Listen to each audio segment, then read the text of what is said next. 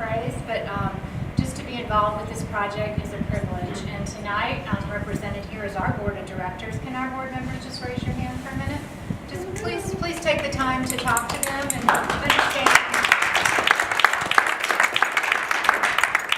They're my bosses, so I do. But take some time to ask them why they're involved with Green Share. And then our staff is here as well. They're checking you in. They will check you out. They will sell you books, but we don't do any of this alone. Many of you in this room are also volunteers with our project. About 40% of our work is done by volunteers, and we couldn't exist without so much of the community being involved. So most of you here tonight are already knowing about the Green Share, so I won't bore you with too many details, but I did want you to know, as Lon said, we have been doing this for nearly 10 years. About 9 years, we literally started in a closet. Beth Smoot, my co-founder, and I at Edenton Street United Methodist Church, and it all started just collecting the extra things that we all have. How could we match those things up to the needs that we saw happening in the community?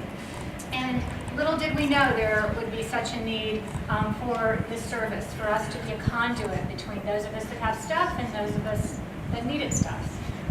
Well, clearly there was a great need, and for those that we serve. There is no other service like the Green Share. There are folks that provide housing, but housing is not a home. And oftentimes if you have come out of homelessness or beginning again after domestic violence or resettling for whatever crisis you've been through, there's very little money left over for things like furniture or a bed for your child or dishes to eat off of or pots and pans to cook with. And those are the home essentials that we provide.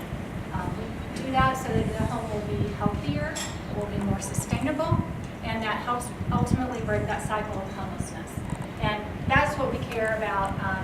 Kathy and I share that passion of helping, be those change agents in the community that can really look at it from a systemic angle and see how can we prevent this, how can we reduce this.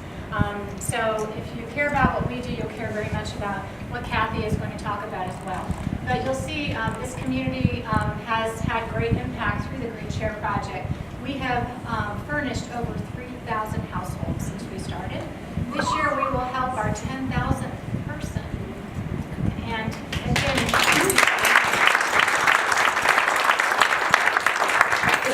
we do that with the many hands I mentioned.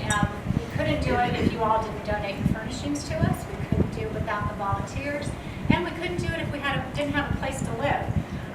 One was very kind when we first met, and I met in his office one day and told him we had this crazy idea and what advice did he have for us. And and as we're walking out, he said, we might have a building available. We're going to move downtown. I just thought, yeah, right, if we would ever be anything larger than a closet. But clearly we were. It was only a year later that we got in touch and said, are you still thinking of renting that building? And he became our landlord. And so after being tenants for 6 years, he and Dargan and another family, Murray Williams, made it possible for us to buy the building. And our board decided we would make that investment in this building. This was a permanent home for Green Share. We're here to stay, and we need to continue to grow. And we needed to expand our capacity. Our goal is to double our impact in the community. And in order to do that, we needed a more efficient space. And we needed to be able to own the building and be able to do the expansion necessary to make that happen. So in order to do what we do, we want to support these local agencies. I'm sorry if you can't even see, there's also slides behind you, but even if tonight you didn't know about Green Share, you probably know about one of these agencies that are working in Wake County. So we have no clients of our own. All the work we do is only to support the good work that is already happening in this community. And these agencies tell us they need us. We are their only solution for their clients to provide them with sustainable housing and homes after they have recovered from their crisis, recovered from homelessness, even disaster. We have been called upon to help with the Florence recovery. It wasn't but days after Hurricane Florence hit that we got a call from the governor's office, and they said, no one does what you do from here to the coast. We need your help. Over 7,000 homes were totally destroyed. So wasn't sure we could handle 7,000, but we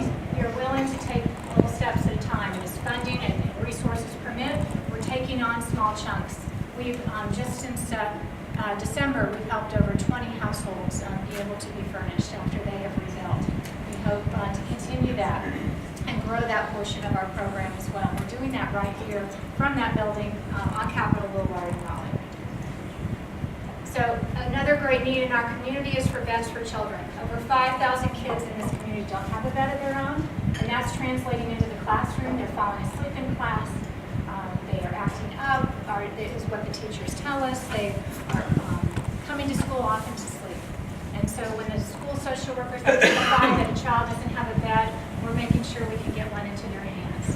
And since we started this program in 2015, we have provided over 2,300 kids with beds. And we hope to just, it would be great to say that that nobody else needs a bed someday, that over 5,000 kids have been provided a bed. And that is something we can do something about as a community.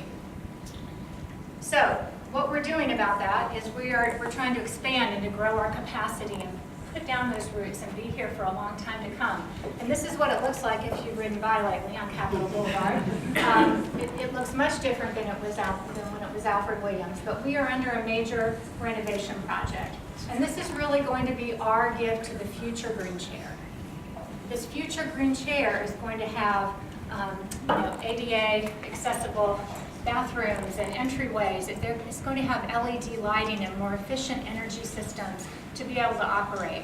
It's going to have a permanent home with an affordable mortgage and not have to pay rent. So it is a gift to the future green chair and a gift to this community so that we can continue to meet the growing needs.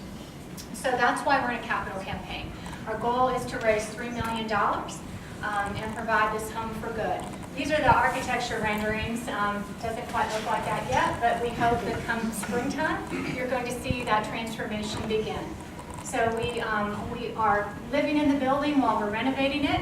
We're renovating it by thirds, and we have not stopped serving clients one single day. Now, our offices are in the bathrooms, but we are serving clients, and we have not had any service disrupted at all.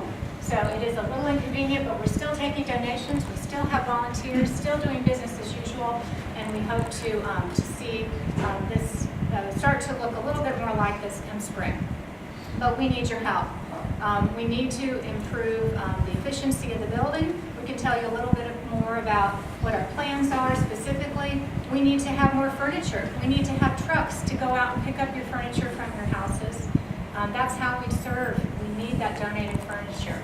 So we need trucks, we need larger spaces, we need efficient warehouses. So we need your help with this campaign. So our goal is to raise $3 million. We began a silent phase of the campaign last year, and we raised $2.5 million so far. So we're very close. We can knock this out tonight. But we're ready to get on and get serving in the community, take on more, and do an even better job of serving in the unique way that we serve. So I know, again, if you care what we do, I know you'll care very much about Kathy. This is a picture of Kathy Izard and I. I have the good fortune that we have become very good friends and went to visit her in Charlotte. If you've read the book, this is her project that she's going to talk a little bit about, More Place. And it was a great privilege to get to see it. If you've read her book, she's a wonderful author. She's also a very great speaker. She is a change maker in her community. This woman makes things happen. And she heard a whisper, and in turn she has provided a transformative housing solution to homelessness in the Charlotte community. We would be so fortunate to have something like that here in Raleigh. And she has made a true dent in reducing homelessness in their community by providing their first permanent supportive housing called More Place. I know she's in the middle of raising even more money to do even more places, and she'll tell you a little bit about that. We are not the only ones that think she's a rock star. She's just recently been on the Today Show. She can give you her autograph. Yeah. She's been on NPR. Her story is getting out there, and it is an amazing one to read and very inspiring to help all of us be as motivated to be those change agents in our community and listen to that whisper. So, Kathy, we would love to hear from you, and are just so honored that you've taken the time to come here.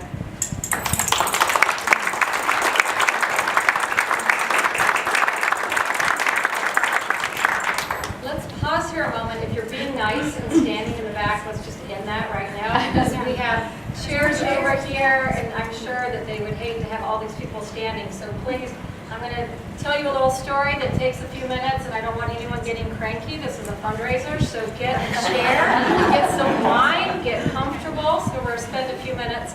And also make sure you can see kind of the boards to the side, because that's going to be important for my remarks. Let's make sure we can get to this one. So if you can see this one, just take a moment here to kind of get yourself comfortable. And don't worry, if you walk in front of people, come walk in front. But you'll be glad that you can see the screen, and you'll be glad that you can have a chair. And Blunt assured me that we don't need a microphone, so we're going to go with that. I'm going to be talking about whispers tonight, so hopefully your hearing is really good. But if everyone's found a place, I do want to start out by being completely honest with you, in that I'm standing here totally by mistake. That meeting Jackie was a complete accident on my part. Or if you've read my book, maybe you don't believe in accident, you don't believe in coincidence, and you believe a little more like Jackie and I do now, that it was part of some bigger plan. But I was speed reading my email one day, and I got an email from someone, and I kind of glanced down, and I thought I knew who it was from. And she said, "You're coming to Raleigh, do you want to meet?" And I wrote back, "Sure, that'll be great." I agreed to a meeting and drove up to this warehouse that had a bunch of painted green chairs in front, and I went, I have no idea where I am or why I'm here or who I'm meeting with. It was completely not who I thought it was. And I walked inside, and even though I thought I was there by accident, I realized it was absolutely the right place to be, because I could not believe what was happening inside. It was such an amazing organization and what they were doing. And I left there after 2 hours, hung out with Jackie for about 2 hours. I took some pictures that day. This was the picture I took of Jackie that day. It was over a year ago almost. And I posted it on my Instagram to say, do you know what they're doing in Raleigh? And I had people in Charlotte going, oh, we need one in Charlotte. So I'm still working on that with Jackie. But I said, you're right. And I left there that day knowing two things. One, that I would do anything to help this woman. And I told her, I said, if you ever do a fundraiser, I will come do it. Here's Jackie's follow through. I'm here, making good on that promise. And the second thing is that I knew that Jackie and I were probably connected in a larger way, and that we both done something kind of big, crazy, and unexpected for the same reason, and that we listened to this whisper. So I'm going to talk about mine first, and then we'll circle back at the end and talk about Jackie's and the reason that you're all here. So what is a whisper? If you've read my book, you understand that term, but if you don't, I think the whisper is something that we all have. It's that tiny inner voice that tells us to do something. By experience, I can tell you it's inconvenient, it's uncomfortable, you feel completely unqualified to do it. But after 11 years of listening, I can tell you I think it's pointing us each to our true goal and what we're meant to do. So I hope after listening to my story and maybe Jackie's that you'll make you a little more open to listening to your whispers. My story started a long time ago, the way I was raised. This picture is not only my 4 daughters in the front. My husband Charlie and I have 4 daughters. We had 2 older ones, and then our third try for a boy was twin girls. That's our overachieving girl family. And I was from a girl family. That is my father in the back in early 1960 with my sister on his shoulders. And I put that in to just show you that in my house there was no playing small. We were supposed to dream big and do big, even if we were doing something silly like playing blocks. And my dad really believed this, and he believed in a life of service, and he used to tell all of his 3 daughters how are you going to leave the world a better place? And he really used to encourage us that you can do anything, really anything. And I wasn't really sure what he meant by that, and I started my life, started having my 4 children, and I was a graphic designer and a mom. And the one thing we did to kind of do good in the world is I found our way into a soup kitchen. It's the Urban Ministry Center of Charlotte, and it's an interfaith place that serves the homeless. And so we started serving there one Sunday a month. And the first time we went, I was stunned. I had no idea what the homeless problem was in Charlotte, and there were several hundred people already early in the morning. We started making soup and sandwiches, and by 1:30 that day, we'd served almost 600 people lunch. Loved doing it with my family. My daughters just thought it was best. It got them out of church, and so we started going back one Sunday a month. And it was down there for almost 10 years, serving, just soup kitchen volunteer, mom, graphic designer. I don't know about you, but I kind of looked at homelessness as one of those problems that maybe can't be solved. And maybe all we can do is kind of manage people and be kind to people who are experiencing homelessness, but I don't think I really believed there was anything we could do about it. And I certainly didn't think as a mom and as a graphic designer I could do anything about it. And all that changed in 2007, when I read a book called Same Kind of Different as Me. Maybe some of you have read it or you've seen the movie. But I read this book suggested to me by my mother, and it just changed me because I realized that for 10 years I'd been down and serving soup, but I really hadn't met anyone or found out anyone's name. And in this book, Ron Hall, who's the gentleman on the far side, meets Denver Moore. Ron thought he was going to go down and reach down in the gutter and pull someone up, and Denver ended up saving him right back. And they tell a really powerful story, not only about their friendship, a very unlikely friendship, but the idea that Ron and his wife Debbie ended one person's homelessness. They invited Denver into their home to live. Denver was no longer homeless. And this book just haunted me in a way. It's my first whisper. I just couldn't get this voice out of my head that said I should invite them to Charlotte. So in a crazy act, I did. I invited them to Charlotte. I couldn't figure out why. It was for a fundraiser like this, but it was seemingly the wrong move. And all of that changed the day before the fundraiser because I got to spend 30 minutes with Denver. And I was taking him down to the Urban Ministry Center. And this is the Urban Ministry Center. It's this very lovely, happy place that serves from 8:30 to 4:30. We have a soccer program, a garden program, everything you need to engage people and try to, not to make them happier homeless people, but to engage them and build trusting relationships. And I was really proud of this. And I thought Denver was going to see all that we were doing and give us a pat on the back. And I thought that was going to be amazing. And the other thing that I thought might happen is in the book, Denver is a very profound character, and he says some really prophetic things. This is one of the things, if you can't quite read it, that Denver says in the book. He says, the truth about it is whether we're rich or poor or something in between, this earth ain't no final resting place. So in a way, we're all homeless, just working our way towards home. I thought Denver is going to say something like this to one of our homeless neighbors, change their life, and I'm going to get to witness it. And that's not what happened.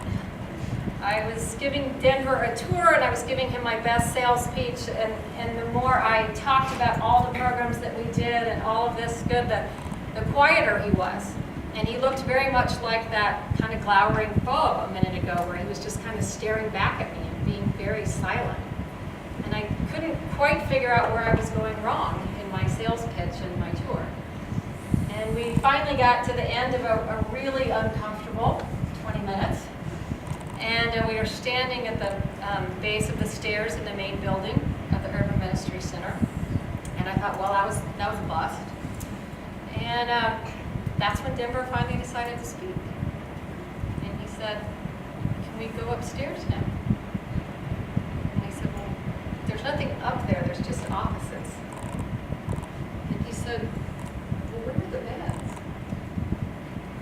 No, you weren't listening. We're the soup kitchen in town, and the shelter's down the road, and there's another shelter over there. And he said, do you mean to tell me you do all this good in the day, and you lock them out to the bad at night?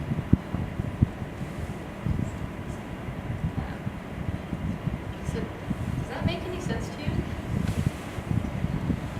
10 years. Been down there for 10 years. And I knew that we opened our gates at 8:30, and I knew that we closed them at 4:30. And I had never once bothered to ask myself what happened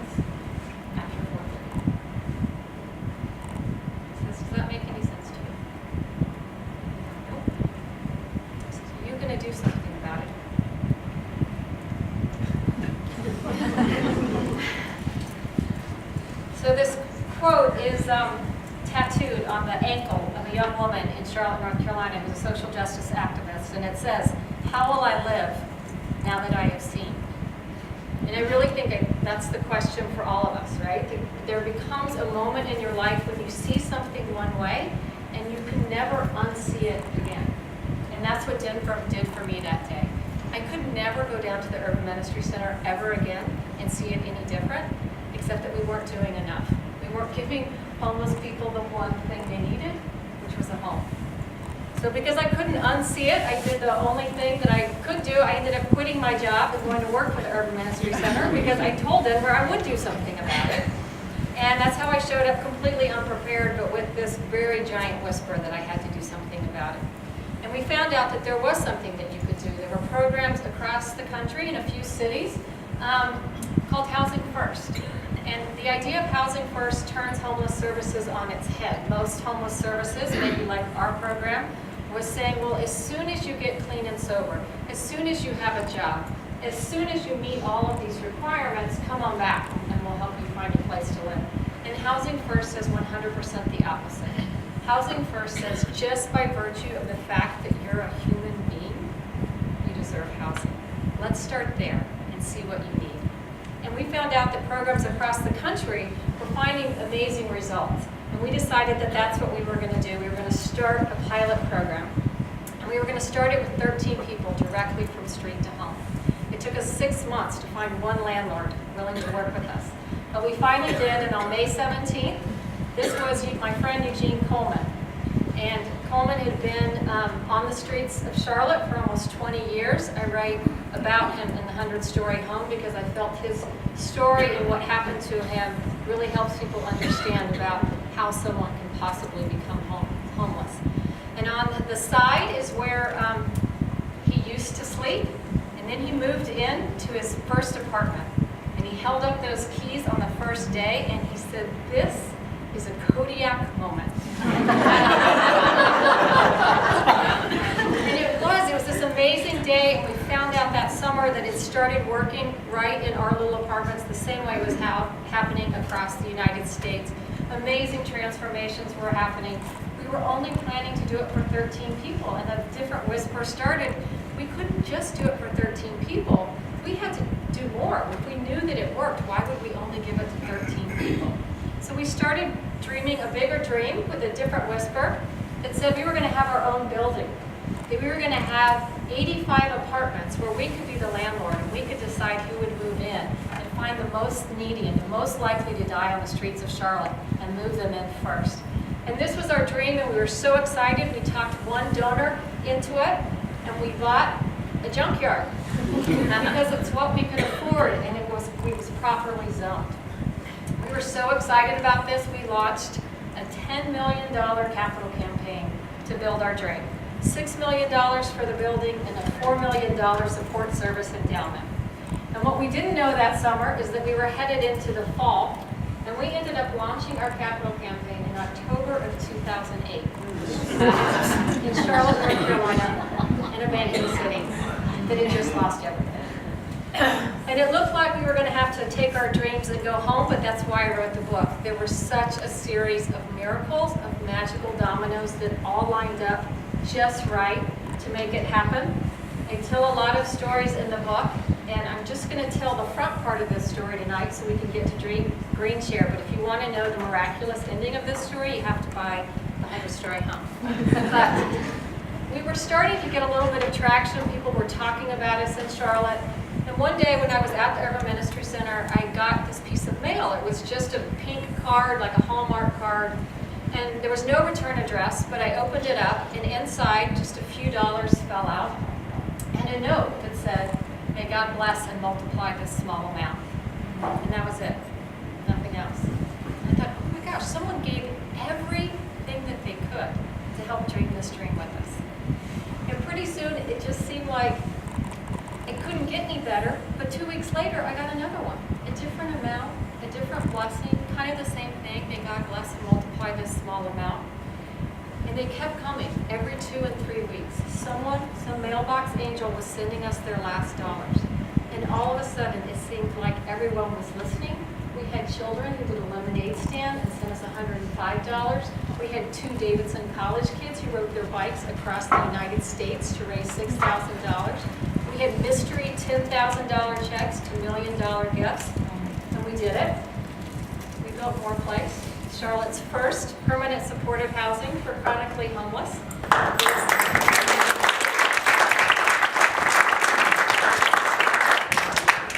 If you want to see the power of housing, this is our friend Eugene Coleman. And you will recognize his name on the front of my children's book because that is just coming out. It's here for the night for the first time because I think his story of teaching children doing good is something that will be a companion to the 100-story home. But that is Coleman today. He's been housed for 12 years, a pretty remarkable story of what happens. It's pretty crazy, right, that all those whispers add up. All of that, I was completely unqualified to do any of that, and it worked anyhow. And I think you can feel crazy when you're listening to those whispers, but that's why I loved meeting Jackie. And when I walked into that showroom that first day, this is a picture of Jackie. I had no idea I was going to be standing there, but I was just so taken with her. I took pictures that day, and this is Jackie that first day, and we're walking around, and I knew, walking around in the love and the dignity in that place, I had to stop her and ask her, Jackie, when was the moment you knew? When did you know this is what you were creating? And she told me this story. She used to love, she was kind of good at interior design, and she used to play with furniture with her dad, which is that picture. She started hearing 10 years ago this kind of crazy thing that had something to do with collecting furniture. She wasn't sure what it meant. At the time, she was volunteering with the women's prison ministry, and she thought, well, what does collecting furniture have to do with a women's prison ministry? And she said one day she was getting ready to go to Bible study at her church, and she said, okay, God, either make this clear what I'm supposed to do or get it out of my head because it won't let me go. And she walks into church that day, and there's a woman coming towards her with a toaster in a cardboard box. And she's walking towards Jackie and says, Jackie, do you know anyone who needs this toaster? And I've got a lamp in the car too. And Jackie says, she got tears in her eyes. She knew immediately what she was supposed to do. Because there was a woman in the prison ministry who was getting out and was moving into an apartment, and she had nothing, not a thing. But she knew that that woman could use this lamp and this toaster, and this idea was born. And who knew from that lamp and that toaster that it was going to turn into this amazing showroom and all that it's been in these years. So I knew that when she was telling me that we shared this, whisper sister thing that was going on between us. It's the way that Jackie puts that all together with this love and dignity and choice that a light bulb went off for me that day. Because while I'm really proud of what we did for More Place and the way we did it, I started thinking about it. This is the bedroom from that picture a minute ago. And everything we do is really fair, and everyone gets the same thing, and it's very standard issue. But I started thinking about what if I could have taken Mr. Coleman that day that we were moving him in, and not only to this bedroom, but what if I could have taken him to Green Chair or a place like this so he could have his own choice into how to make his home. When you think of your own homes, think about how precious each item is and how every item has a story. And it came into your house chosen. You chose everything in your home, and it wasn't standard issue. You make it yours. This is the essential work, I think, that Green Chair does. Not only giving loved things new life, but they allow people and families experiencing homelessness this choice. The choice in how they will rebuild their lives. A choice in making their house a home. I think the work we do, helping people get into apartments, that's hope. But I think the work that Green Chair does and the dignity they provide, that's home. I think the work of housing people and the work of Green Chair were intricately tied together. Each provides dignity, each provides love, and each says every life and everything is precious. So we're here today to support Jackie and Green Chair in this amazing transformational work that they do. And the awesome news for all of you guys here is this is not a $10 million capital campaign. Right?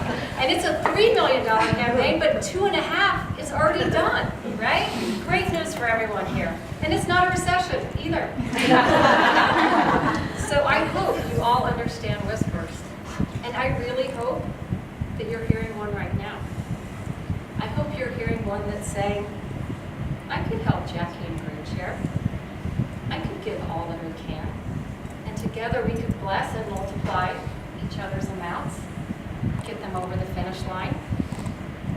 I hope that's what you're hearing. And I hope you're hearing a big, crazy whisper with a generous amount. And I hope you don't think twice. I hope you just listen to that. Let's give Jackie and Green Chair some of the love they give all the people in Raleigh all the time. Let's have a really good night for people like Mr. Coleman. Thank you.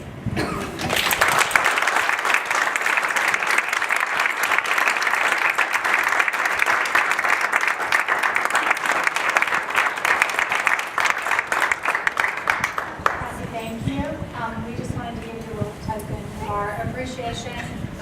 This bag delivers dreams. And this helps support our Sweeter Dreams program, which is our children's bed program, and providing a bed, each child with a bed of their own. And every child deserves that. So this is yours. We love that you're here. Thank you. Make her dream come true.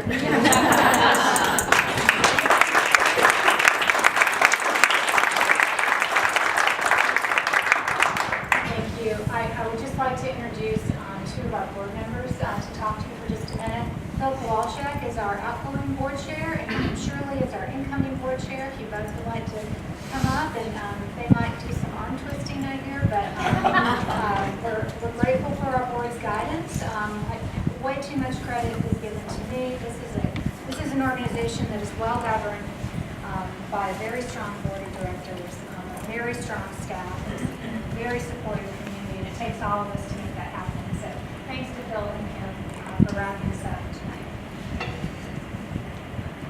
Just a couple of quick things. First of all, I want to just take a second to talk about whispers and dignity.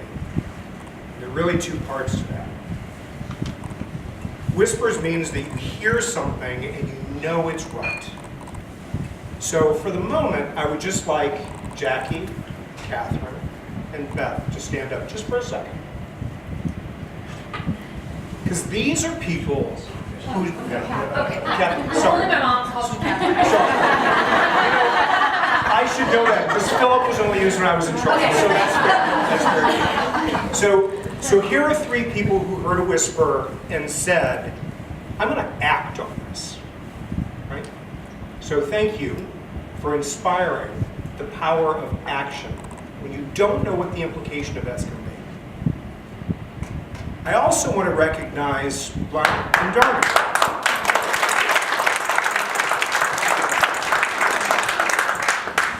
Brian Dargan exemplified the reason that Gretchen and I are grateful, not just happy to live in Raleigh, we're grateful to live in Raleigh. Because Raleigh is community helping community. And it personifies that every single day. And when you think about Whisper, it's one of my favorite stories. Juan was a little modest, but Beth and Jackie very frequently are clear about the fact that when they were looking to shape this, they sought advice. And Juan probably thought to himself, why are these people here talking to me today? Right? But he heard a whisper, and he knew that this was going to be a force. He knew he wanted it to be meaningful. And listening and acting on that whisper matters. Whispers matter because I met Kim through our home. And I said, what else do you do? Kim said, well, let me just take a moment and tell you. And suddenly, not only am I donating to Green Chair, I'm in Green Chair, I'm on the board, the next thing I know I'm the board, I'm chair. I'm like, how does all of this stuff happen? But Kathy, I also have to tell you a special story, which is probably the person who wins the award for farthest distance that I did measure between Charlotte and Charleston. There's an individual here who came from Charleston tonight to see you because we were having a chat in her home. And I said, let me tell you a little bit about Green Chair. And by the way, one of the really cool things is Kathy Izard is going to be here. She's going to talk about her book. And within 2 inches of where we were standing, she reached over and pulled the book out and said, oh, you mean this? Those are whispers that matter, because you know there's something more beyond it. Here's where you come into this story. You knew the arm twisting was coming. Feel free to act. We would love to have your donation of goods. We would love to have your donation of time. But we need your donation of money, right? There is a campaign which is underway, which has had such incredible support. Kim can tell you the number of miracles that have occurred that hopefully we'll write a book one day, right? But the biggest thing I learned in reading the book by Kathy is that homelessness is not a description of an individual, it's a description of a circumstance. If you change the circumstance, you change the individual. In this community, we can change lives. And we can change the lives of people who need changing. We can change your life, which doesn't need changing, perhaps needs a little joy. 15 minutes in Green Chair. It'll give you joy.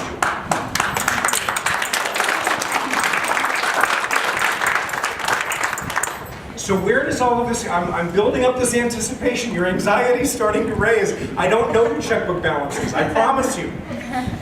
But here's the thing you do. You know the whisper that's in your heart. You know the ability that you have. Do what you have the ability to do. All of it will be blessed, multiplied. And tonight we're going to make that very easy for you. Those of you who like the digital experience, we actually can take a credit card on screen. Which is awesome. You can just do it tonight. You can listen to that whisper, feel it, and just be there. We also, for those of you who are a little more discerning with your donations and you want to learn a little bit more about what's happening, we have a packet of information that you can take with you to understand what are they going to do with that money. But this is where the part of dignity comes in. I guarantee you, I personally guarantee you, that not only are our families treated with dignity, not only are our volunteers treated with dignity, your dollar will be treated with dignity.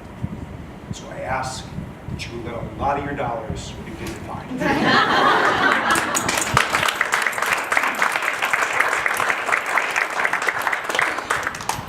Wow, so I initially was kind of glad to be the last person to speak, and now I'm like, whew, what do I say?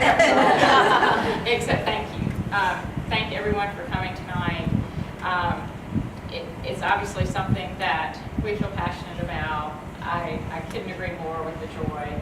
If I'm ever having a bad day, I'm like, I just need to swing by the Green Chair, because you just walk through the doors and it's a joyful place. And I am much more comfortable serving families or overseeing construction than I am asking for money. So you've been well asked tonight. So I just want to say thank you very much to Darden and Blunt. Thank you so much for hosting us. Thank all of you for coming down here tonight and for listening and for hopefully sharing our passion. So with that, I think we're concluded. One more thing. Oh, I'm sorry. No. So you all have on name tags, and we have books over here for sale, and we have the newest book that is not even in the bookstores yet, and it is Kathy's children's book. If your name tag has a black dot on it, you get a free book tonight. Come on up and pick which one you want. Anyway, we got lots of food and beer and wine. Please stay and talk and mingle and ask any of us any questions you have about Green Chair. Thanks for coming.